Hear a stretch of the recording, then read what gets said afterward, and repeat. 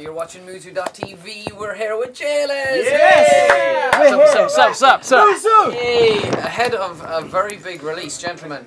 The new album. Tell us about it. You must be very excited, Jimmy. Blam, album 3, Jukebox. Yes. It's here. We are very excited about it. We took like the best part of 4 years. Our first ever writing session as a group, which is over 4 years ago now. So, you know, we literally went back into time, back into history, JLS history, in order to bring this album to you guys. So we're very excited about it. Now, the new single, Take a Chance on Me, is absolutely everywhere. All the radio stations are playing it, both in the UK and Ireland. I mean, you must be very excited to hear your song on the radio, I'm guessing. Yeah, always. You know, you never, sit in your car and then your song comes on. It's kind of surreal, you know.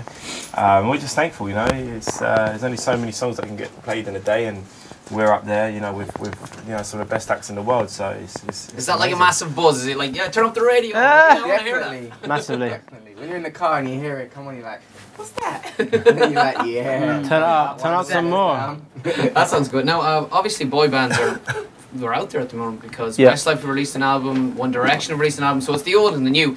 Looking back yourselves, obviously, you've been influenced, I'm sure, by some of these. What are your standard, Arisha, like, what are the bands that you admire from the boy band genre? Well, definitely, you know, Jackson 5, Boyz II Men, but however, you know, you got to respect the run of Westlife and people like Take That. I mean, those bands have done things that every boy band would love to do, and they've done, I think Take That have done almost 13 albums, and, you know, they've had careers combined of like 20 years and all sorts, you know, it's unbelievable. And, you know, for us, that is the aim. That is the aim, to be the best and hopefully, you know, exceed the rest. You know, sometimes Westlife get a bit of a slagging is that they're not seen as being cool and that sort of stuff. Like, do you kind of take a step back from that and just say, look, hang on, they've sold millions of records worldwide. Like, they've sold millions of records. You can't argue with that. You have to respect it. You know what I mean? You have to.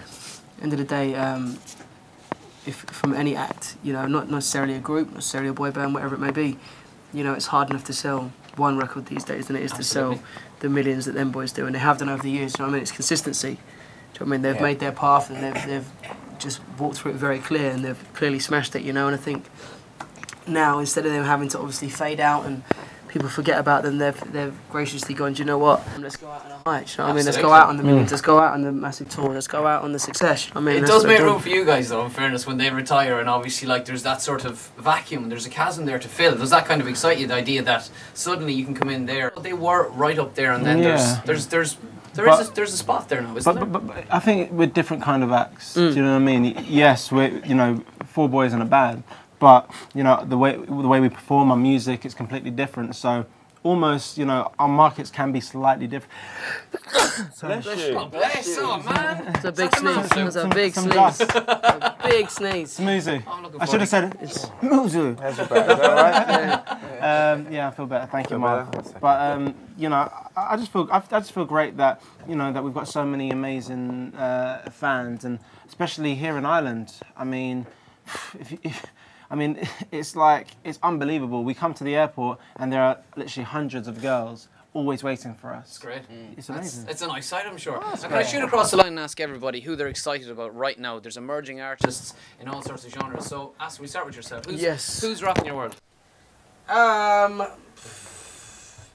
think who just gets better and better for me is Bruno Mars. Yeah. I think every time we see him perform, he's always going that extra step, and he's, you know, coming on leaps and bounds from the very first single, and it just gets better and better and better. So for me, again, say the man of the moment, Bruno Mars. Okay, cool. Arisha? I'm gonna have to go with Emily Sandé. Yeah, she's awesome. Yeah, I think this year she just went from strength to strength, and from releasing her own single to the feature on Professor Green's song. I think she's really been killing it. Do you know her? Have you had any sort of meetings with Emily Sandé? Yeah, we've written a few times with Emily Sandé. Yeah. Excellent. All right, yourself. I'll probably say Ed Sheeran. You know, I think he's had an incredible year, and I went to see him a few weeks ago at his gig, and the guy is just on stage by himself with a guitar, and he's like these pedals where he makes tracks literally whilst he's on the stage live, and his songwriting is just so contemporary. It's amazing, you know. He's an incredible artist. Really excited about, you know, more albums from Ed. I could see you working with him as well. Was that something you'd like to do? Yeah, definitely, Definitely, for yeah. sure. That brother. When we're writing the next album, we'll probably, you know, get in the studio with him and put down some tracks. Deadly JB, last but not least, yourself. For me, it's probably got to be Labyrinth. Obviously, had a huge track with The Sunshine. And I've been dying to hear him come back with something, and obviously just come back with Earthquake featuring Tiny Temper. And not only that, obviously everyone knows he's a great producer, and he's got the Wretch 3-2 new single, Forgiveness, so he's doing some big things, and obviously he's going to have a big year. Excellent. I think it's really interesting that you all have picked really different stuff, different genres. Like, it's just indicative of, I suppose the album is going to reflect that jukebox. Yeah, definitely, yeah, Exactly. for sure. You know, the album, we'd written over 100 songs this time around for album 3, and to, you know, whittle it down to just 12 is really tough. So that's why we call it jukebox. It's a mixture of, you know, the best songs that we'd written in the past year. So, yeah, it's really exciting, and looking forward to people hearing it. Excellent. We're about to go live on Muzu.tv, streaming right across the world, the UK and Ireland. I like to put the UK and Ireland as, you know, they're almost separate for the world. It's a bit more special. But before I do, I have to ask you about the X Factor. Obviously, you're synonymous with it as one of the real, probably the success story of the X Factor at this stage. I don't think anybody could argue. It's been a sort of a strange year for the X Factor, and people are saying the figures are falling and all that. JB, can I ask you, do you think that it's run its course at this stage?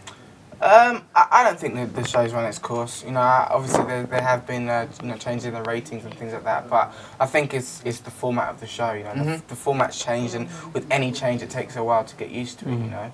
So I think that there's definitely still life in the X Factor, and I think, you know, obviously once this year's taken its course and you see who's the winner, and, you know, you see what happens with the acts from this year, you know, you're going to have just as many success stories as in previous years. So I think that's the main thing. The key is the talent that is found, and the people that it gives opportunities to. So, you know, the figures have fallen, so is there anything you could say that maybe could explain that? Or is there things that need to be tweaked, or is there anything that sort of you can say, well, that's not quite what it was? I don't know. I mean, you probably have to ask, you know, the viewing public. You know, I think it's down. I think obviously it's down to the change in the formats. Like from when we were on the show, it's changed so much. Like they do their first audition in an arena now. You know, we did our first audition just in front of 4 judges. So you know, when you have that change, and obviously, you know, 3 new judges have come in, and obviously Simon's not on the show anymore. There's so many different factors, and you know, you can't put it on one thing. I don't think. Yeah, it misses Simon a wee bit, doesn't it? Yeah. He's such a big personality. Yeah, I'm sure you guys do very well. Okay, well, that brings to a close this part of our exclusive Muzu.tv interview with JLS.